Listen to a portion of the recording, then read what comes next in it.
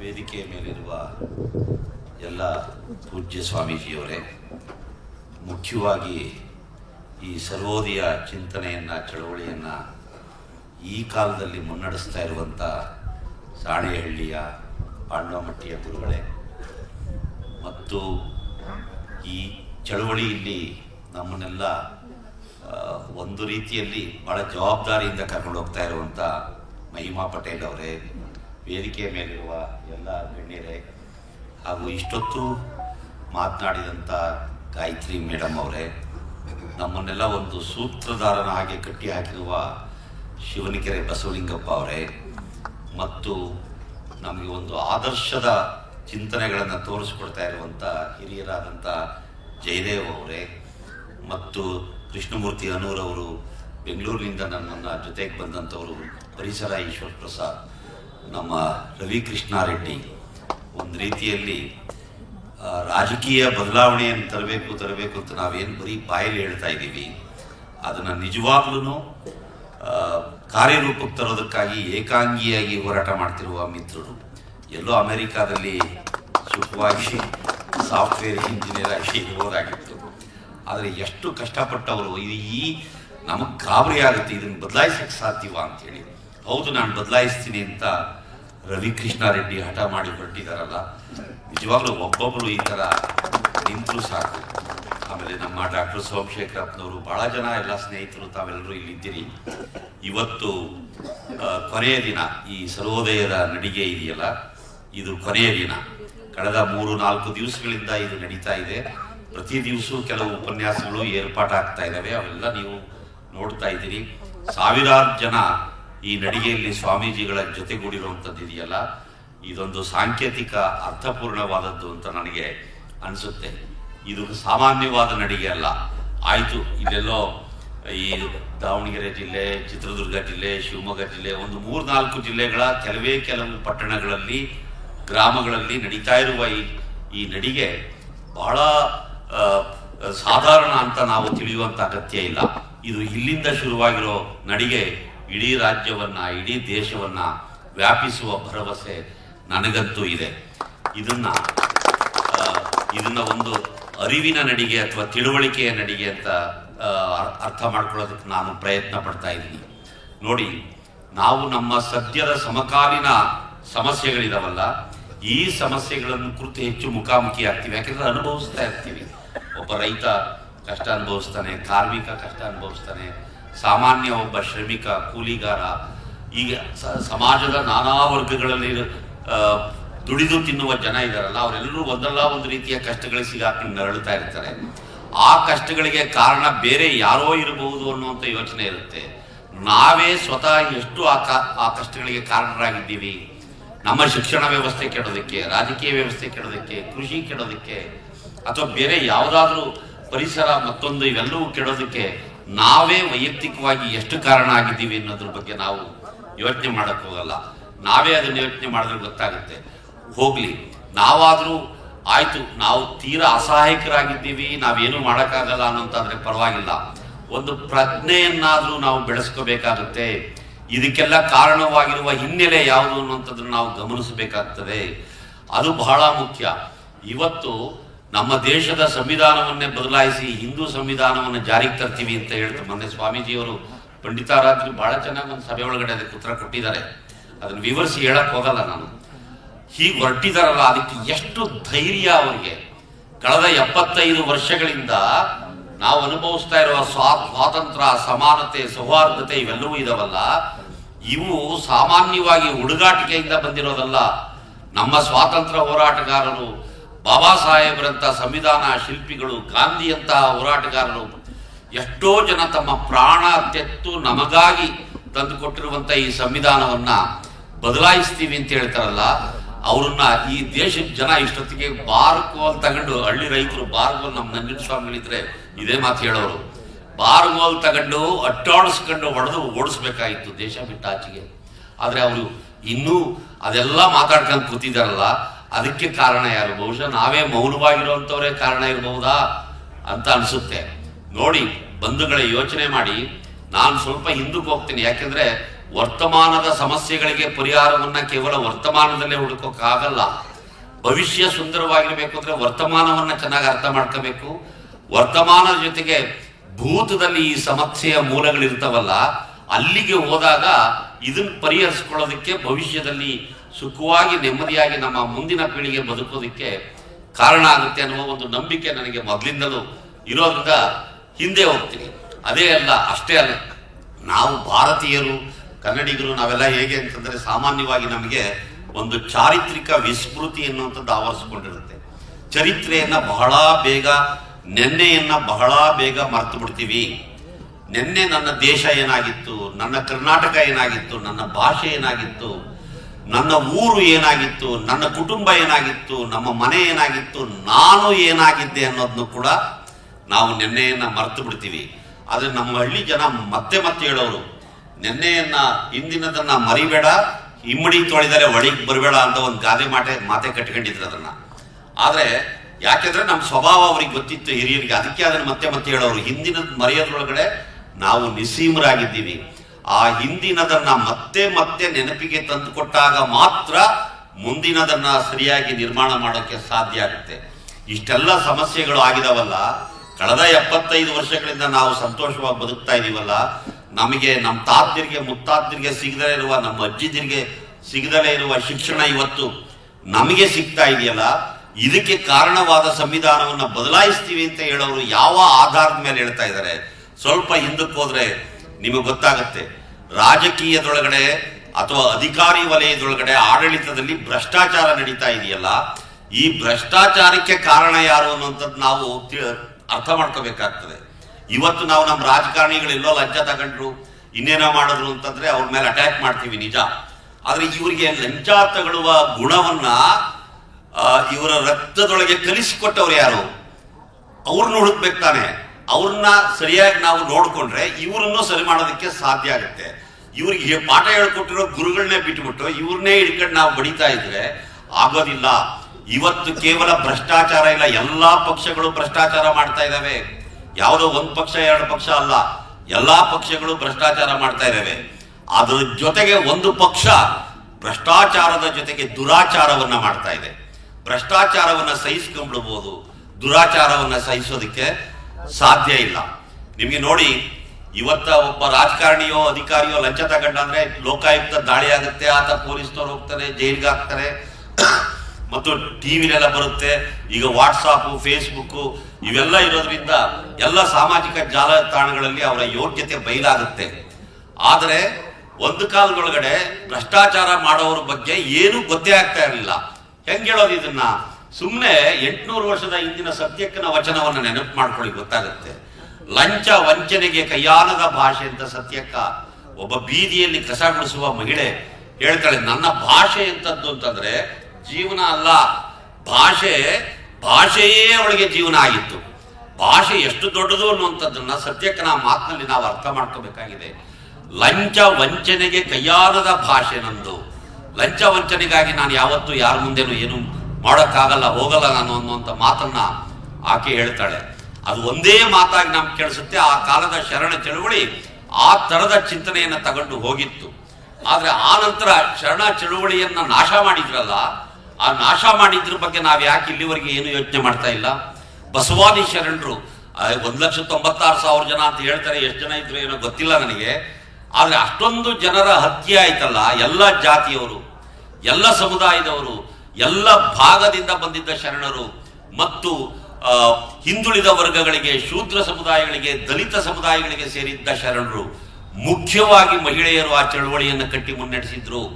ಅಂಥ ಒಂದು ಚಳುವಳಿಯನ್ನು ನಾಶ ಮಾಡಿದ್ರಲ್ಲ, ಆ ಚರಿತ್ರೆಯನ್ನು ನಾವು ತಿಳಿದೇ ಇದ್ರೆ ಇವತ್ತು ಸಂವಿಧಾನ ಬದಲಾಯಿಸ್ತಾರೆ, ಇವತ್ತು ಭ್ರಷ್ಟಾಚಾರ ಮಾಡ್ತಾರೆ ಅಂತ ಹೇಳಿದ್ರೆ ಪ್ರಯೋಜನ ಇಲ್ಲ.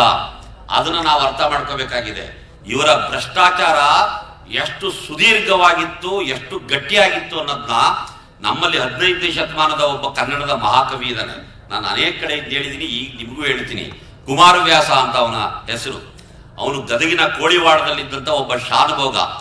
ಅವನೊಂದು ಮಹಾಕಾವ್ಯ ಬರೀತಾನೆ, ಕರ್ನಾಟಕ ಭಾರತ ಕಥಾಮಂಜರಿ ಅಂತ ಹೇಳಿ. ಅದರೊಳಗೆ ಉದ್ಯೋಗ ಪರ್ವದಲ್ಲಿ ಭ್ರಷ್ಟಾಚಾರವನ್ನ ವಿವರಿಸ್ತಾನೆ.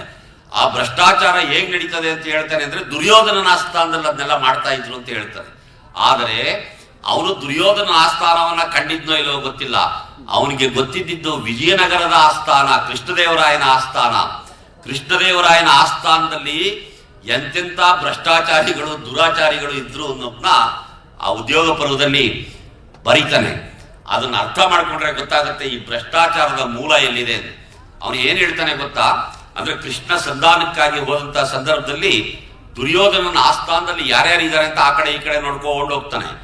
ಅಲ್ಲಿ ಎಂತ ದುಷ್ಟ ಮಂತ್ರಿಗಳಿದ್ರು, ಎಂತ ಭ್ರಷ್ಟ ಅಧಿಕಾರಿಗಳಿದ್ರು, ನೀಚರಿದ್ರು ಅನ್ನುವಂಥದ್ದು. ಅದು ಮತ್ತೆ ನಮ್ಮ ಜನಪದ ಮಹಾಕಾವ್ಯ ಮಂಟೇಸ್ವಾಮಿ ಕಾವ್ಯದಲ್ಲಿ ಕೂಡ ಅದರ ಉಲ್ಲೇಖ. ಅದು ಅದೇ 15ನೇ ಶತಮಾನದಲ್ಲಿ ಬಂದಿದ್ದು ನಮ್ಮ ಜನಪದರು ಕಟ್ಟಿದ ಮಹಾಕಾವ್ಯ. ಅದರೊಳಗೂ ಕೂಡ ಉಲ್ಲೇಖ ಸಿಗುತ್ತೆ.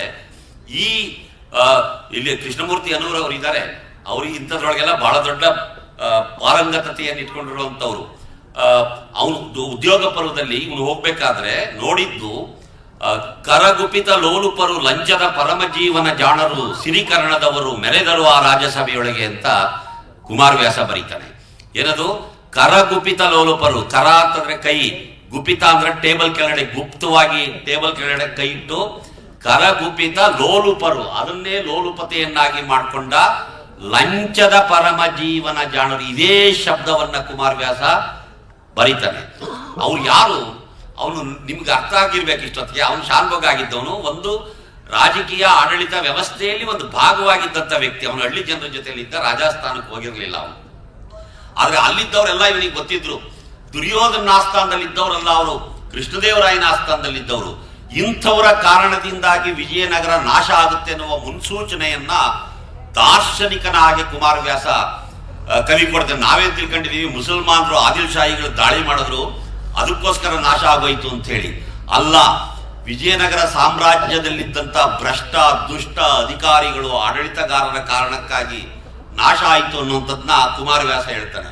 ಅವರೆಂಥವ್ರು ಅಂತಂದ್ರೆ, ಬರೆದ ಬಳಿಕದು ವಿಧಿಯ ಸೀಮೆಯ ಬರಹ, ಕಾರ್ಯಾರ್ಥ ಲಾಭವು ಸಿದ್ಧಿಸಿದೊಡೆ ಪತಿಯರ್ಥ ನೀರಮೇಲನ ಲಿಪಿಯಂತೆ. ನೋಡಿ ಎಂತ ಮಾತಿದ್ರು.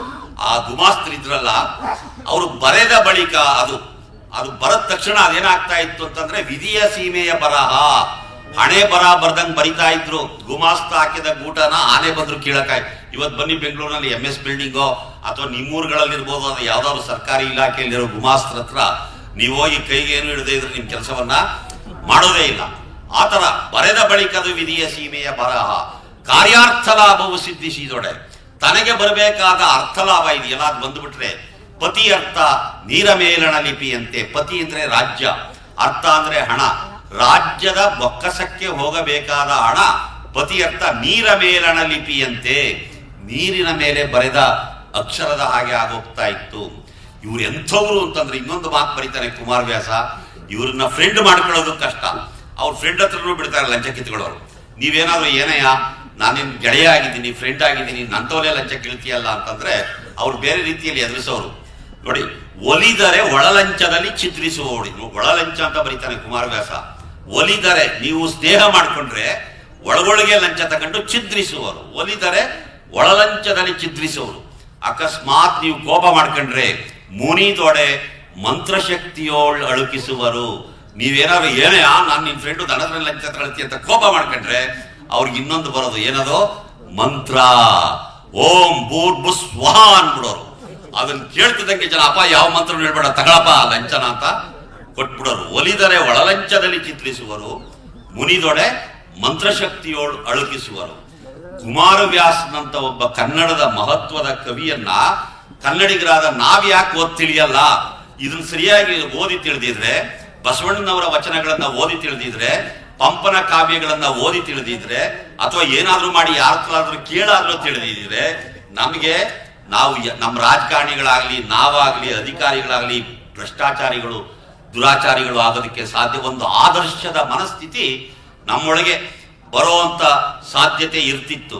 ಆದ್ರೆ ಅದು ಯಾವುದನ್ನು ಓದಲೇ ಇರೋ ಕಾರಣದಿಂದಾಗಿ ಇವೆಲ್ಲವೂ ಕೂಡ ಇದಾವೆ. ಇವತ್ತಿಗೂ ಅರ್ಥ ಮಾಡ್ಕೊಳ್ಳಿ, ನಾವು ಎಂಥ ತಪ್ಪು ದಾರಿಗಳನ್ನ ನಡೀತಾ ಇದ್ದೀವಿ, ಬೇರೆಯವರಿಂದ ಎಷ್ಟು ಕೆಟ್ಟ ನಿರ್ದೇಶನಗಳನ್ನ ಪಡಿತಾ ಇದ್ದೀವಿ ಅಂತಂದ್ರೆ, ನಾವು ನಮ್ಮದು ಕನ್ನಡದ ನೆಲದಲ್ಲಿ ನಾವು ಆಡುವ ಕನ್ನಡ ಭಾಷೆಯಲ್ಲಿ ಎರಡು ಧರ್ಮ ಹುಟ್ಟಿದಾವೆ. ಒಂದು 800 ವರ್ಷದ ಹಿಂದಿನ ಬಸವಾದಿ ಶರಣರು ರೂಪಿಸಿಕೊಟ್ಟಂತ ಲಿಂಗಾಯತ ಧರ್ಮ, ಅದು ಕನ್ನಡದ ಧರ್ಮ. ಇನ್ನೊಂದು, ನಮ್ಮ ಕಾಲದಲ್ಲಿ ಮಹಾಕವಿ ಕುವೆಂಪು ಅವರು ತೋರಿಸಿಕೊಟ್ಟಂತಹ ವಿಶ್ವಮಾನವ ಧರ್ಮ ಅಥವಾ ವಿಶ್ವಮಾನವ ಪ್ರಜ್ಞೆ, ಈ ಎರಡೂ ಧರ್ಮಗಳನ್ನ ಕನ್ನಡಿಗರು ನಾವು ಫಾಲೋ ಮಾಡ್ತಾ ಇದೀವ. ನಮಗೆ ಲಿಂಗಾಯತ ಧರ್ಮದ ಬಗ್ಗೆಯೂ ಇಲ್ಲ. ಲಿಂಗಾಯತ ಧರ್ಮವನ್ನ ಇವತ್ತು ಏನು ಈ ಬ್ರಾಹ್ಮಣೀಕರಣಗೊಳಿಸುವ ಕಡೆಗೆ ನಮ್ಮ ಜನ ಹೋಗ್ತಾ ಇದ್ದಾರೆ. ಅದು ತಪ್ಪದು. ನಾವು ಶರಣರನ್ನೇ, ಬಸವಣ್ಣನನ್ನೇ ನಾವು ಫಾಲೋ ಮಾಡಬೇಕಾಗಿದೆ. ಹಾಗೆ ಕುವೆಂಪು ಅವ್ರ ಧರ್ಮವನ್ನಾದ್ರೂ ಅನುಸರಣೆ ಮಾಡ್ತೀವಾ? ಇಲ್ಲ, ಅದನ್ನು ನಾವು ಮಾಡ್ತಾ ಇಲ್ಲ. ನಮಗೆ ಯಾವುದು ನಮ್ಮದು ಅನ್ನೋದು ಬೇಕಾಗಿಲ್ಲ. ದೇವರು ನಮ್ದಿರಬಾರ್ದು, ಹೊರಗಡೆಯಿಂದ ಬರ್ಬೇಕು. ಧರ್ಮ ಹೊರಗಡೆಯಿಂದ ಬರ್ಬೇಕು, ಭಾಷೆ ಹೊರಗಡೆಯಿಂದ ಬರ್ಬೇಕು, ಚರಿತ್ರೆ ಹೊರಗಡೆಯಿಂದ ಬರ್ಬೇಕು, ಸಾಹಿತ್ಯ ಹೊರಗಡೆಯಿಂದ ಬರಬೇಕು, ಸಂಸ್ಕೃತಿ ಹೊರಗಡೆಯಿಂದ ಬರಬೇಕು. ನಮ್ಮದು ಅನ್ನೋದ್ರ ಬಗ್ಗೆ ಒಂದು ಸಣ್ಣ ಅಭಿಮಾನವೂ ಕೂಡ ನಮ್ಗೆ ಇಲ್ಲದ ಕಾರಣದಿಂದಾಗಿಯೇ ಇಷ್ಟೆಲ್ಲ ಸಮಸ್ಯೆಗಳಿಗೆ ಮೂಲ ಆಗಿದೆ.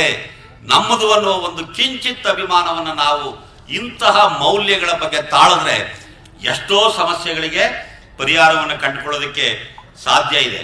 ಬಂಧುಗಳೇ, ಈಗ 75 ವರ್ಷದಿಂದ ನಾವು ಸ್ವಾತಂತ್ರ್ಯ, ಸಮಾನತೆ, ಸೌಹಾರ್ದತೆ ಅನುಭವಿಸ್ತಿದ್ದೀವಲ್ಲ, ಇನ್ನು ಕೆಲವೇ ದಿನಗಳಲ್ಲಿ ಕಳ್ಕೊಳ್ಳೋ ಸಾಧ್ಯತೆ ಇದೆ.